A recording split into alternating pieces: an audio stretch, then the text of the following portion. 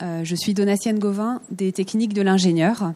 Nous avons un stand ici, à 1, en sortant à votre droite si vous souhaitez découvrir notre univers, nos bases documentaires et parler à nos délégués régionaux. Voilà, je suis heureuse de vous présenter donc cette conférence dédiée aux microtechnologies et outils connectés au service de la santé.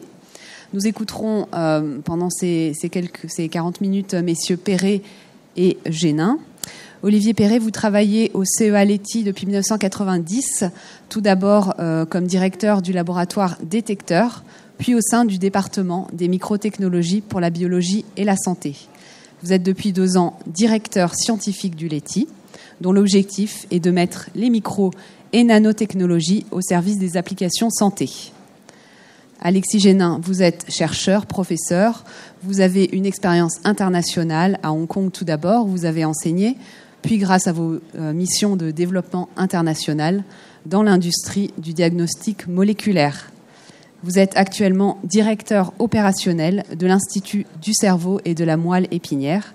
Cet institut du réseau Carnot réunit en un même lieu patients, médecins et chercheurs avec l'objectif de mettre au point des traitements pour les lésions du système nerveux dans les meilleurs délais. Je vous laisse à présent la parole. Si vous avez des questions à poser à nos intervenants, nous garderons quelques minutes à la fin. Merci, bonjour à tous. Je vais peut-être me mettre au micro là-bas. Donc, Alexis Génin, vous avez vu le titre de la session, c'est « Microtechnologie et santé ». Donc, microtechnologie, c'est Olivier, et santé, c'est plutôt moi. Et on a fait le constat, donc ça fait quelques années, grâce au réseau des Instituts Carnot, qu'on se rencontre souvent avec Olivier.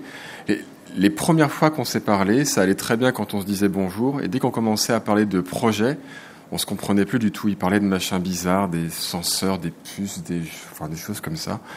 Et on comprenait pas grand-chose. Et finalement, on se retrouve dans cette session, mais aussi au quotidien, autour d'une problématique commune, qui est le malade. Avec des façons différentes d'approcher le cas du malade et puis de voir comment on peut l'aider mieux. Je commence par... elle est passée toute seule, formidable. Donc notre focus au niveau de l'Institut Carnot, Institut du cerveau et de la moelle épinière, c'est les maladies du cerveau.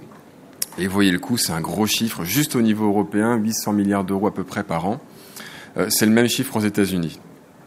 Donc c'est un coût sociétal majeur. Le point important, c'est qu'une très grande partie de ce coût est un coût dit indirect, qui est lié à la perte d'autonomie des personnes, au fait qu'une personne qui est malade d'Alzheimer, c'est toute la famille autour et tout le réseau des aidants qui est mobilisé pour la soutenir avec une perte de productivité au travail, le stress que ça engendre, la détresse que ça engendre parfois. Et on est extrêmement limité dans à peu près tous les domaines lorsqu'on fait face à ces maladies. On est limité au niveau du développement de médicaments, parce que le cerveau, c'est très complexe et on a du mal à savoir comment attaquer ces maladies. Mais on est aussi démunis sur la question du quotidien. Comment est-ce qu'on peut améliorer au quotidien la vie des malades ? Je vous ai cité Alzheimer, mais c'est valable pour énormément de pathologies. Et en utilisant les technologies modernes, créer quelque chose qui va améliorer le soin, améliorer la qualité de vie et améliorer le lien entre les malades, leurs soignants, mais plus largement tout l'écosystème de santé en incluant les aidants. Et c'est représenté là-dessus. Alors, sur cette diapo, vous voyez le diagramme de Léonard de Vinci. En gros, dans ce qui existe dans la pratique générale, si je trouve le pointeur, vous avez des équipes médicales. On les voit là. Les équipes médicales, c'est rodé. Vous avez un réseau hospitalier magnifique en France, vous avez des soignants qui sont très mobilisés. Vous avez un système d'assurance santé qui est à peu près unique et qui est très performant, de l'autre côté. Vous avez un développement qui commence de fournisseurs de services à domicile, mais voilà, qui peine à monter un petit peu en capacité. Et vous avez quelque chose de complètement émergent qu'on voit arriver comme une grande vague, mais sans savoir exactement comment l'intégrer et comment ça va influer sur le parcours de soins. Qu'est-ce qui est en bas ? Tout ce qui est les dispositifs médicaux à domicile, donc le grand domaine de la santé digitale ou la santé connectée. Et vous avez toujours eu, et vous les avez toujours, les aidants, la famille, les amis, qui sont là et qui jusqu'à maintenant ont été un petit peu observateurs de la pathologie, et qui grâce à ces technologies peuvent devenir acteurs du parcours de soins des malades. Et la problématique, elle est complexe d'une manière générale, puisque vous avez un ensemble de niveaux à intégrer pour traiter cette question. Il y a la question technique et médicale de qu'est-ce qu'il nous faut comme nouveau senseur, qu'est-ce que ça va mesurer et pourquoi c'est utile. Ça, c'est la partie gauche, c'est la partie très scientifique de départ, de faire quelque chose qui a médicalement du sens. Mais vous avez un énorme pavé sur la droite qui est comment est-ce que vous intégrez tout ça dans un flux de transmission, de gestion de données qui vont être sécurisées et qui vont pouvoir ensuite être disséquées, simplifiées pour donner uniquement l'information pertinente à un soignant, à un aidant ou aux assurances maladie. Et comme vous le voyez, pour faire ça, vous avez besoin de rassembler des compétences extrêmement diverses. Alors à notre niveau, Carnot ICM, on a des compétences fortes mais limitées. Et nos compétences sont essentiellement cliniques. On est basé à l'hôpital de la Pitié-Salpêtrière. Vous savez que c'est là que Charcot, au XIXe siècle, a créé la neurologie moderne. Et à peu près tous les neurologues de l'hôpital se situent dans cette tradition. Ils sont les arrière-petits-fils de Charcot, avec cette idée de on doit transformer la médecine et l'améliorer. Et la création de l'Institut Carnot ICM, que vous voyez en bas à gauche, illustre ça. C'est un environnement assez particulier où dans un bâtiment de à peu près 20 000 m², vous allez avoir à la fois 600 chercheurs qui cherchent à comprendre très fondamentalement qu'est-ce qui se passe dans la maladie, qu'est-ce qu'on a comme marqueur électrophysiologique, cérébral ou autre de l'évolution de la maladie. Et dans ce même espace, vous avez une vingtaine de jeunes entreprises qui brassent des idées un petit peu folles, qui essaient de tester des hypothèses, et un centre d'investigation clinique. Et on est absolument convaincu que ce mélange entre chercheurs, cliniciens et jeunes entrepreneurs est ce qui peut faire émerger une innovation un petit peu différente. Alors, en recherche clinique, excusez-moi, je vais frimer un peu sur cette diapo, mais on n'est pas mauvais. On se place en numéro 1 français de la recherche clinique en neurologie en termes de nombre d'essais et de qualité des publications, et également comme numéro 1 européen.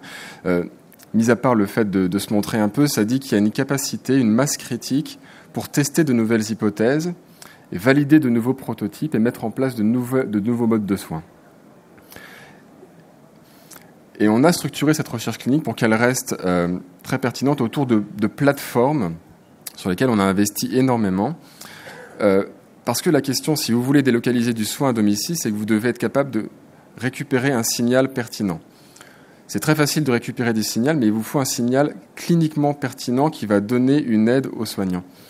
Et on commence à une échelle de laboratoire et de clinique par de la recherche en bas à gauche d'électroencéphalographie. Quels sont dans les ondes cérébrales les marqueurs spécifiques qui vont dire « Ouh là, ça va pas trop bien, maintenant il faut faire quelque chose » ou bien au contraire, le patient évolue comme il faut. Quels sont les marqueurs de neuroimagerie un petit peu plus haut dans le diagramme qui sont également associés à cette évolution du patient. La capacité de connaître extrêmement finement l'anatomie cérébrale. Donc le cerveau, ce n'est pas un organe, c'est des dizaines d'organes imbriqués. Certains de ces organes ont la taille d'un grain de riz, d'autres sont un petit peu plus gros. Donc il faut avoir une connaissance extrêmement fine de cette anatomie pour comprendre comment le cerveau évolue. Et ensuite, si on veut transformer cette médecine et la faire passer de l'hôpital vers le domicile le plus possible, il faut la capacité à prototyper et à avoir un mode interventionnel délocalisé. Et on a deux plateformes en particulier qui servent à faire ça. La première que vous voyez en haut à droite étudie l'impact qu'on peut avoir avec des stimulations transcrâniennes électriques ou magnétiques, donc qu'on peut réaliser à domicile sur le soin des patients. Et le cycliste en bas à droite est sur une plateforme qu'on a appelée Prism, qui est une plateforme de Living Lab qui reproduit des environnements quasi écologiques. Donc dans une première partie de la plateforme, vous allez tester des dispositifs, mesurer leur efficacité, et dans une seconde partie de la plateforme, vous allez recréer un salon, pas forcément une chambre à coucher, mais probablement une cuisine, pour voir comment l'innovation que vous avez préparée peut s'intégrer dans un environnement quasi réel. Et l'étape d'après, c'est bien sûr le passage à domicile. Je vous ai parlé des entreprises, on ne va pas insister, mais je vais juste vous donner quelques exemples sur ce que ces entreprises, en tout cas dans le domaine de la medtech et de la santé connectée, ont pu nous apporter. Encore une fois, santé connectée, on est un Carnot de recherche fondamentale dite humide et de recherche clinique. On a des smartphones et c'est tout, on ne connaît pas plus que ça. Et donc, dans nos premières expériences, ce sont des PME qui nous ont apporté ces briques qui étaient indispensables pour changer le soin. Je vais vous donner, je crois, 3 exemples, si je me souviens bien. Ça, c'est un exemple archi récent, puisqu'il date de 2014. En tout début d'année, on a un de nos chercheurs qui arrive avec une idée. Il dit, bon, c'est assez simple. Quand on s'endort, on passe dans un sommeil d'ondes lentes. Ça oscille. Et puis, la bibliographie dit que plus on a une phase longue dans ces ondes lentes, mieux on dort et peut-être plus on mémorise. Est-ce que j'ai moyen, moi, de moduler ça en injectant un signal dans le cerveau à un moment précis? Et grâce au financement Carnot de maturation qu'on a mis en place, on finance un petit projet qui lui permet de faire la preuve de concept de ça. Et effectivement, on est capable de le faire. Donc on a trouvé une recette pour être capable de lire un signal électroencéphalographique, injecter un petit signal qui va augmenter la période d'onde lente et donc améliorer le sommeil et probablement la mémorisation. Il nous reste à valider qu'on a un impact sur la mémorisation. Ça s'est fait en moins de 6 mois. On s'est retrouvé avec 2 jeunes porteurs de l'école polytechnique, très motivés, qui ont drafté ce dispositif, qui sont en train de lever de l'argent. L'entreprise est créée, s'appelle Dream, elle est lauréate du concours mondial de l'innovation, et on a maintenant de belles années devant nous pour valider cliniquement l'efficacité de ce dispositif, qui inclut donc un bandeau de lecture EEG, quelque chose qui donne du signal, et puis le smartphone qu'on va retrouver un peu partout comme hub de connexion pour la transmission de données. 2 autres exemples. BioSerenity, qui est également lauréat du concours mondial de l'innovation, s'intéresse au suivi de l'épilepsie. À l'heure actuelle, quand vous suivez un patient épileptique à l'hôpital, vous lui mettez un énorme bonnet plein de fils et vous le gardez pendant 1 semaine ou 2 semaines pour voir à quel moment il déclenche la crise et où, savoir comment vous devez opérer. Ça coûte cher, c'est long, les gens n'aiment pas rester 2 semaines à l'hôpital avec un gros bonnet. Et donc BioSerenity a créé un nouveau casque EEG qui se met à domicile, un t-shirt intelligent qui est capable de mesurer les mouvements, mesurer l'oxygénation du sang, mesurer la capacité pulmonaire, et qui transmet tout ça en temps réel, encore une fois, via un smartphone, à une base de données sécurisée. Et donc, il délocalise complètement un soin que traditionnellement on a fait à l'hôpital de façon lourde et très embêtante pour les malades, en mobilisant des lits, à domicile, avec quelque chose de sympa, un peu stylé, et que les gens ont envie de porter. Et le dernier exemple que je vais citer avant de faire une petite slide de résumé et de passer la parole à Olivier, c'est AdScientiam, qui est monté par un médecin addictologue. Et le problème de ce médecin addictologue, c'est qu'il a des patients qui consomment du crack et il n'a pas moyen de savoir à quel moment ils ont une bouffée compulsive. Donc vous savez, les patients craqueurs vont aller très bien pendant 2 semaines et on ne sait pas ce qui se passe. À un moment, ils ont une compulsion, il faut qu'ils consomment du crack et ils partent pendant 1 semaine sur une espèce de road trip sur le crack sans qu'on ait la moindre capacité d'avoir une information venant d'eux. Et donc sur cette base, il a créé une application qui est maintenant devenue une boîte, AdScientiam, qu'on design à façon sur chacun des projets qu'on veut mener en clinique pour faire remonter des informations très précises venant des patients. Donc, comment est-ce que vous allez aujourd'hui ? Est-ce que vous avez des problèmes gastriques ? Est-ce que vous avez pris vos médicaments ? Ça, c'est le truc le plus basique. Mais on peut aussi mettre des tests neuropsychologiques sous forme de jeu qui vont faire remonter au quotidien, si on en a besoin, ou moins si on n'a pas besoin d'être si fréquent, des informations venant des patients et pouvoir, sur cette base, dire « Ah, lui, il va falloir qu'on le revoie ». Et provoquer une visite. Ou bien, lui, ça va super bien, pas la peine de le reconvoquer, on ne va pas l'embêter à l'emmener à l'hôpital. Voilà, donc vous voyez que tout cet apport de technologie peut changer en profondeur la façon dont on traite la maladie et la façon dont on accompagne les patients. On a inversé ces slides-là. Donc je finis là, mais sur un message qui était dans la slide de la version N-1 là-dessus, sur le fait que finalement on a une série de challenges qu'aucun de nous n'est capable d'adresser individuellement. Nous, on est capable au niveau médical de dire on a besoin de ça et on a identifié telle signature électroencéphalographique ou autre qui est pertinente. Mais il faut intégrer ça avec des nouveaux objets, des nouveaux senseurs et surtout aller ensuite vers un système complet qui va permettre d'agréger les datas et d'en extraire uniquement le sens avec de la transmission aux acteurs de la chaîne de soins. Et ça demande d'agréger une grande multitude de compétences et vous allez voir avec Olivier en quoi, en se rassemblant, on réussit à faire quelque chose de plus complet. Merci.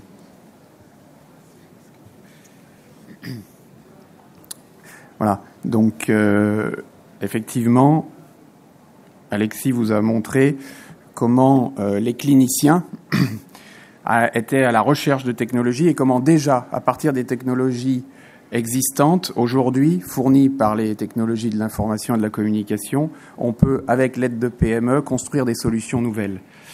Là, je vais vous montrer comment, du côté des technologues, on va en amont et chercher, en se rapprochant du besoin médical et du besoin clinique, d'anticiper la préparation de nouvelles technologies. Donc, l'Institut Carnot-Leti est un centre de recherche technologique qui est Institut Carnot depuis 2006 et qui développe, à partir d'une base de micro- et nanotechnologie, des solutions pour tout un tas d'applications de la vie courante et tout un tas de domaines. Donc ça va du domaine globalement de l'optique, de l'optronique, des applications pour le manufacturing, des applications comme on le voit ici pour l'énergie, l'environnement, le grand public, et donc en particulier aussi pour des applications de biologie et santé. Voilà, donc le CEA Leti, c'est 1700 personnes. 2200 brevets, un portefeuille de 2200 brevets avec une production d'environ 300 brevets par an. Donc on a vraiment une mission de transfert de technologie et bien sûr associée à une plateforme importante de salle blanche, 8000 m². Alors, depuis toujours, pratiquement depuis sa création, on a eu des activités de développement vers la santé. Et au tout départ, évidemment, dans l'environnement du CEA de Grenoble, près des réacteurs nucléaires, il y avait toutes les questions de détection des rayonnements nucléaires qui pouvaient ouvrir effectivement aux applications médicales. Et du coup, on a travaillé dès le début et depuis longtemps avec des sociétés comme la Compagnie Générale de Radiologie à l'époque pour démarrer sur donc tout le développement des scanners X de la filière française. Et on a donc, après, tout au long des années, vous voyez, les technologies évoluant, eu des partenariats avec des industriels, création de start-up dans ces domaines d'application santé, je ne décris pas tout, mais on voit au fur et à mesure des années. Alors, en gros, aujourd'hui, les technologies qui sont développées sont autour de différents domaines. Les détecteurs de rayonnement, X et gamma, l'imagerie optique, qui est une modalité qui monte régulièrement dans le domaine médical, avec les traceurs associés, des laboratoires sur puce, qui permettent de faire du diagnostic in vitro, justement, à la maison, ou en tout cas décentralisé. Et puis, ces fameux dispositifs, soit portés, soit implantables, qui vont être connectés et qui vont permettre, effectivement, de faire de la médecine à domicile demain. Comme vous l'a illustré Alexis, on essaye dans notre environnement également de construire des environnements nouveaux qui permettent d'associer de manière très très proche des cliniciens, des biologistes, des ingénieurs, des technologues pour travailler ensemble autour de plateformes. Et on a créé en particulier l'environnement Clinatech. Alors on a vu tout à l'heure qu'il y avait des environnements techniques qui se rapprochaient des hôpitaux. Et là, c'est un petit environnement clinique qui s'est rapproché d'une plateforme technologique pour travailler ensemble. Donc c'est une autre expérimentation, mais qui permet d'avoir autour de plateformes, vous voyez, d'intégration des technologies, de problématiques de biocompatibilité et de biologie qui sont très importantes, également une plateforme préclinique pour faire des essais précliniques, et puis 6 chambres permettant de faire le plus tôt possible des essais cliniques en petite dimension et pour expérimenter, pour essayer de raccourcir ces délais dans le domaine médical entre l'idée et puis finalement la validation clinique. Essayer d'expérimenter le plus tôt possible. Donc ça, c'est construit dans un environnement collaboratif avec l'Université Joseph Fourier, l'INSERM, le CHU de Grenoble et le Leti. Voilà. Alors, on revient du coup maintenant un peu, c'est ce que vous voulez montrer Alexis tout à l'heure, sur cette chaîne technologique pour redonner quelques exemples du point de vue des technologies sur ces fameux 3 briques. Une brique senseur, une brique capteur et actuateur, une brique d'analyse de data, et puis au milieu, une brique de transmission de l'information. Voilà. Donc, ces 3 briques, elles ont des spécificités pour le domaine médical, des caractéristiques, et qui poussent la recherche et qui poussent les développements à spécifier des objets aussi qui sont aux normes médicales, qualifiées médicales. Donc on prend pas n'importe quoi pour faire ces objets-là. Donc au niveau des acteurs, des capteurs et actuateurs, quelles sont les difficultés? Aujourd'hui, on cherche des choses qui sont en général multiparamétriques, puisqu'en fait la mesure est faite le plus souvent à partir de plusieurs données, plusieurs capteurs. On cherche la donnée de monitorage en continu, donc suivi en continu d'un paramètre. C'est aussi quelque chose qui est nouveau et qu'apportent ces technologies connectées, c'est qu'on n'est plus seulement un échantillonnage à l'hôpital de temps en temps, mais on va pouvoir suivre un paramètre en continu. Donc c'est une valeur importante. Il faut que ça soit transparent pour le patient, c'est-à-dire le plus ergonome possible, le moins invasif possible. C'est une donnée importante. Et il faut que ça soit très fiable, très très fiable. On ne peut pas faire de la médecine avec un capteur approximatif. Et c'est une vraie difficulté de la miniaturisation de ces capteurs. Et bien sûr, on a à traiter les problématiques d'interface avec le milieu biologique, des problématiques d'énergie, comme vous pouvez l'imaginer, à la fois de stockage et de production d'énergie, récupération d'énergie pour pouvoir avoir des systèmes autonomes, et puis, ce qui est de plus en plus facile, des connexions sans fil. Toujours pour des questions, effectivement, d'ergonomie. Ensuite, le système de transmission de l'information, il faut qu'il soit confidentiel, il faut qu'il permette l'authentification de la personne, l'intégrité des données et la disponibilité à tout moment de ces données. Donc il y a vraiment aussi des paramètres et des spécifications qui sont précises et difficiles. Sur l'analyse de data, c'est pareil, on a toute la problématique bien sûr de détection d'alerte pour donner un signal. Qu'est-ce que ça peut donner? Une alerte, une alerte tout simplement. Ça peut aussi permettre de détecter des marqueurs, de les identifier, de classifier, de faire de la classification et globalement du support pour du diagnostic. Voilà un peu les fonctions qu'on adresse sur cette analyse de data.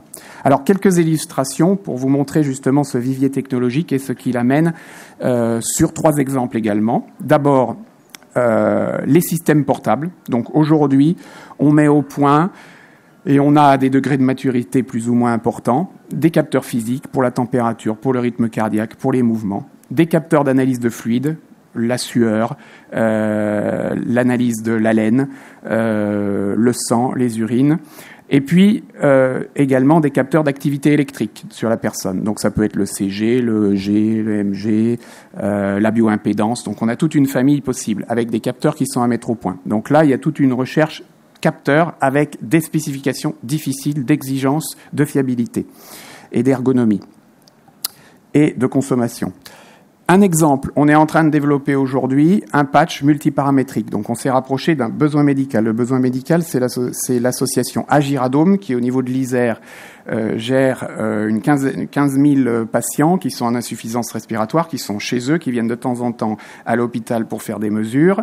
Aujourd'hui, il y a des besoins exprimés par cette association en disant finalement, si on pouvait faire des mesures en continu à la maison de manière plus régulière, ça éviterait aux gens de venir à l'hôpital régulièrement, de faire des tests lourds. Donc on est en train de développer, comme vous le voyez sur l'image ici à droite, un petit capteur souple qui est tout de suite...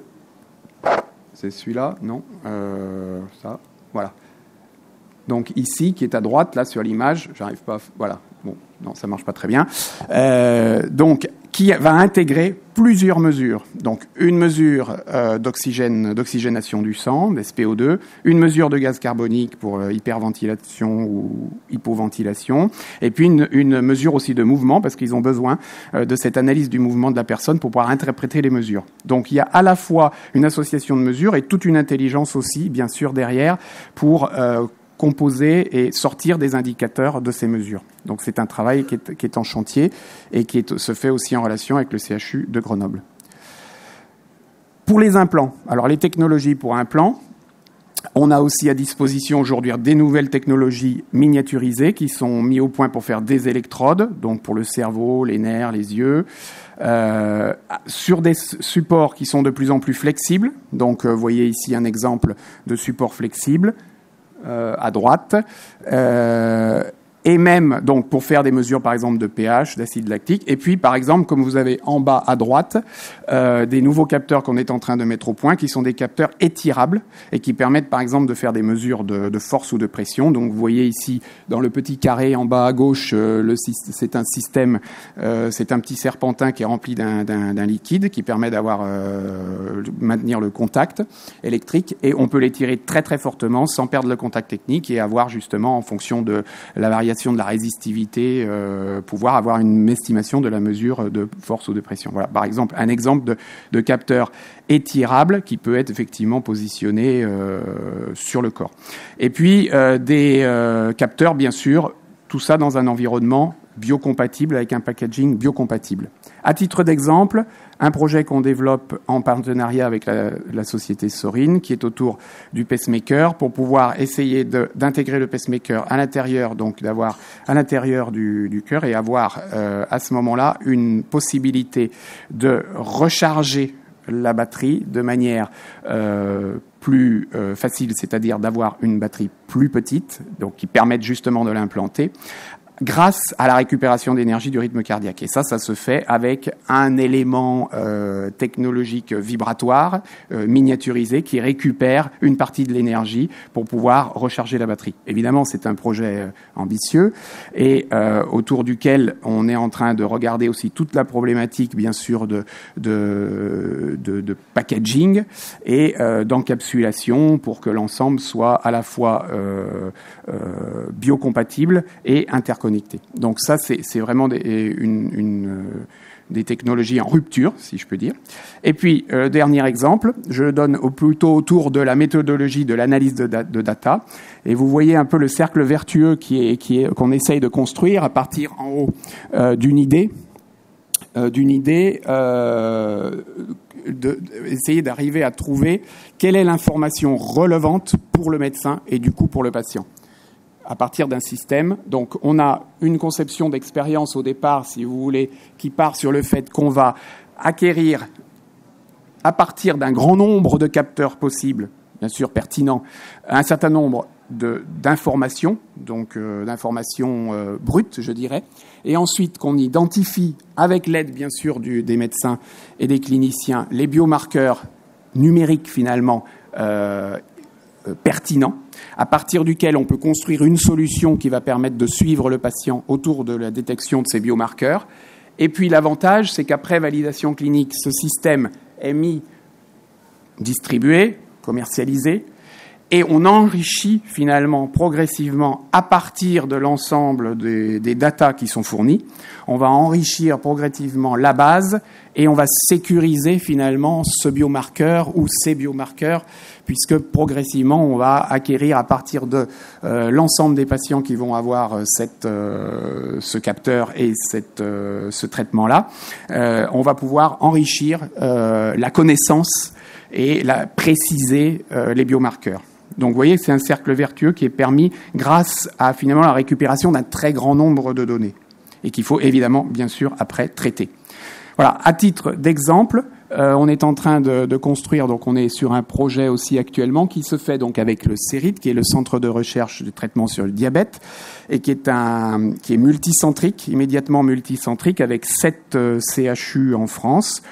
Et avec le soutien de Sanofi, on est en train de construire un système de boucle fermée pour le monitoring d'une pompe à insuline. Et du coup, on part là de composants, comme vous le voyez ici sur l'image. Attendez, j'arrive pas. Ouais. Il vous reste 5 minutes, Olivier. Voilà, 5 minutes, c'est bon. Donc, on part ici d'un capteur de glycémie, on part d'une pompe à insuline, et on a dans un smartphone une intelligence qui est basée sur un modèle. Donc, l'intelligence là du système, en dehors bien sûr des capteurs, est basée sur le modèle qui va modéliser tout le système et qui va permettre justement de pouvoir prédire ou prévoir et calculer, monitorer l'injection d'insuline. Donc voilà, donc ça c'est un système qui part directement avec des essais cliniques multicentriques. Donc vous voyez qu'on est très proche. Alors de l'environnement médical, voilà. Alors là, ça ne marche plus. Si, voilà.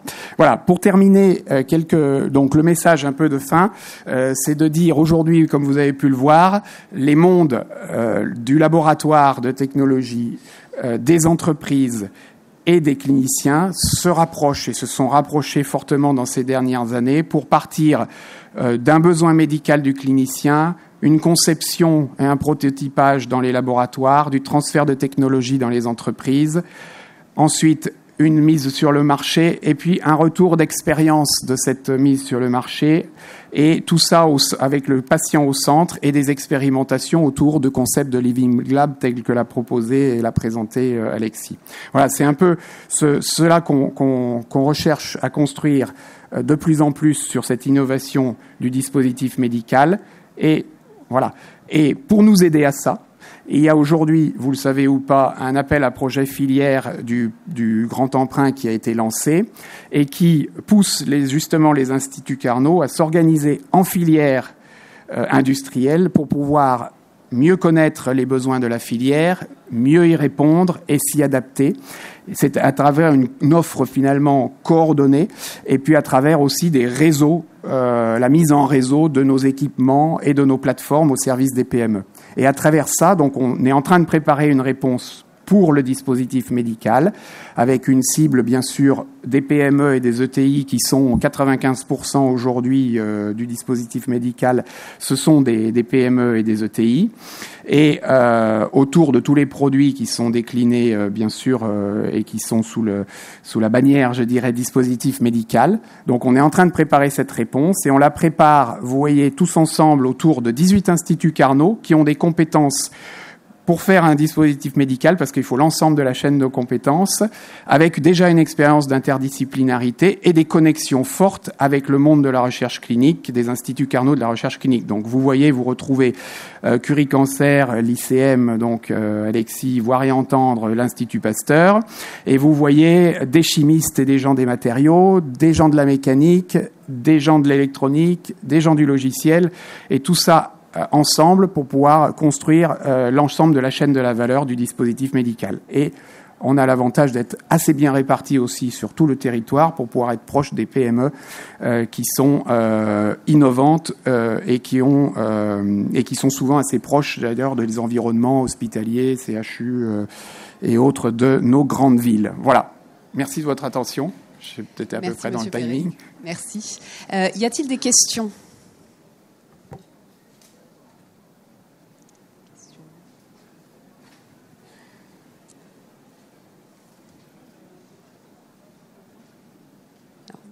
S'il n'y a pas de questions, vous pourrez retrouver Alexis Génin au stand B131 et Olivier Perret au B165, eux ou leurs collègues. Voilà. Pas de questions, pas de regrets ? Allez-y. Juste une chose sur laquelle on n'a pas insisté. Donc vous avez vu qu'il y a des compétences très très différentes qui trouvent à travers le réseau des instituts Carnot et l'appel à projet le moyen de se réunir.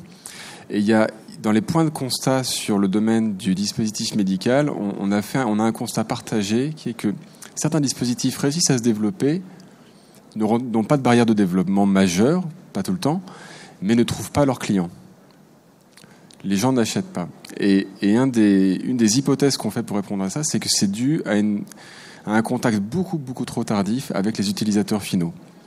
Donc on part avec une vision très technologique ou peut-être trop technologique pour développer quelque chose en se disant ça va être formidable, les gens en ont besoin et ils vont l'acheter. Et finalement, c'est pas le cas. Et donc, dans la réponse filière, une des grandes choses qu'on va chercher à faire, c'est de très tôt passer sur des modèles de co-conception entre les ingénieurs, les cliniciens, les utilisateurs finaux, pour arriver à des DM qui, dès le départ, sont prévus pour plaire en plus d'être utiles. Et donc pour trouver